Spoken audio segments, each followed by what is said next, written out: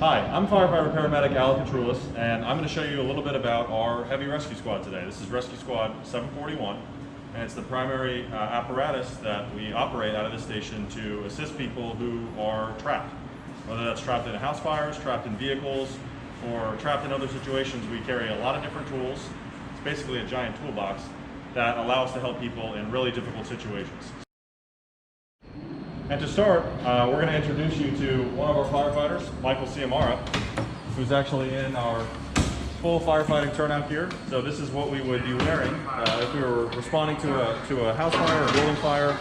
Some of the standard equipment you might see us wearing on one of these calls. So he's wearing his full firefighter turnout gear, pants and jacket. He's got, in this case, a water can and a roof hook. He's also got his helmet, gloves, radio, light, and air pack, which allows us to breathe when we're in a dangerous environment like a fire.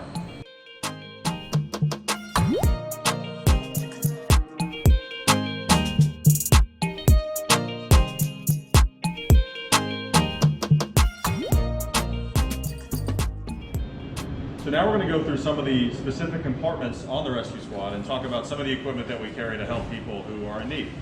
So in this first compartment here, we carry a lot of different air cylinders. Many of the tools that we use to help people, from different chisels and devices to cut concrete and cut people out of difficult situations who may be trapped, actually run on air, everyday air like you and I are breathing.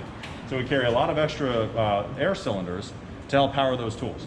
So that's one of the major tools that we carry here, and they also obviously power the. They allow us to breathe when we're in dangerous condition like a fire in your house. In this next compartment here, we carry some of the hydraulic lifting tools and some other tools to allow us to lift up very heavy objects to free people who may be trapped. One of the most interesting tools that we carry, and something that's very important for the DC area where we have the metro train, are these AMCUS lifting jacks. So these jacks are actually designed to allow us to lift up a train, a metro car, if someone is trapped under the car. So really powerful lifting equipment, and fortunately, not something we use very frequently, but we do have the capability of getting people out of those really tight spots if that's what's needed. So moving on to these next compartments, we carry a lot of different equipment that's designed to help us stabilize vehicles and machinery when people may be trapped inside or under as a result of an accident. So that includes chains, straps, all sorts of different devices to secure things so that they don't move around when we're needing to access a patient or cut someone out of a vehicle.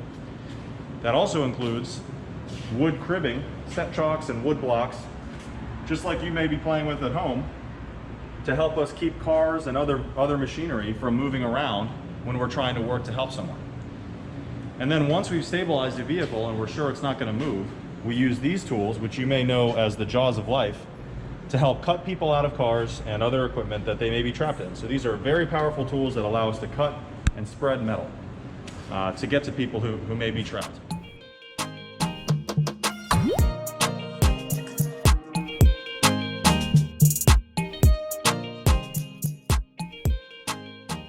Hi, my name is Michael Ciamara. I'm a firefighter EMT here with the Bethesda Chevy Chase Rescue Squad.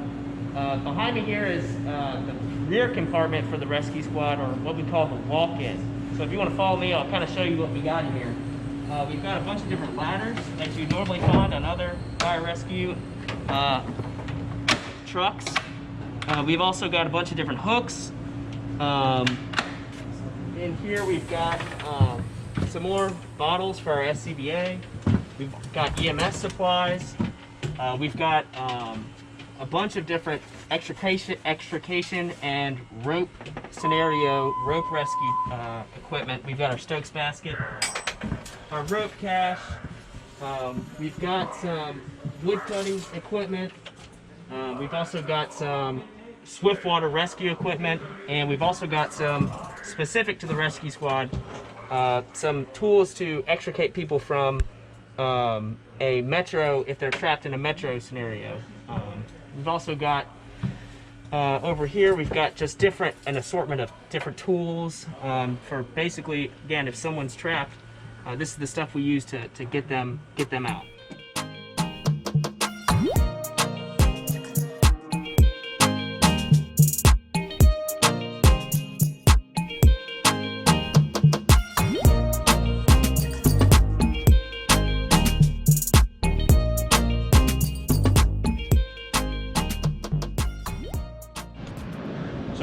on the other side of the rescue squad where we carry all kinds of other equipment to help people in need. And I'm going to take you down on this side of the squad and show you some of the specific compartments and tools that we carry. The first compartment, we start with our very important tool here, our rescue saws. So we carry a variety of saws, 4 different saws on this vehicle. 2 K12 or rotary saws and 2 chainsaws. These saws are critical for allowing us to access buildings that may be hardened by chain locks or bars, different commercial buildings. So these saws are used frequently on the fire ground to allow us to actually get into a building to conduct firefighting operations, search for victims, and whatnot. We also carry a variety of different ventilation fans and different size airbags that allow us to help stabilize vehicles, large vehicles in particular, on this side of the vehicle and in this first compartment. Moving on to the second compartment on the officer side here. We carry a variety of different fire extinguishers, much like you might find at your house or at your school. Some have water, some have dry chemical, and some have CO2, and they all allow us to put out fires that are caused by different agents. Different types of fires are put out by different fire extinguishers. This is a very important part of the tool cache that we carry here on the rescue squad. Some of the other tools that we have here are basic hand tools, shovels, different axes, and equipment to access manholes, and different scenarios that we might need hand tools for. We also carry a jack, much like you might find at your car mechanic, and another tool up here for rescuing firefighters who may be trapped in a fire, rapid intervention kit. Moving on, the last 3 compartments on the officer side of the squad are basically mirrors of the compartments on the other side that we already showed you.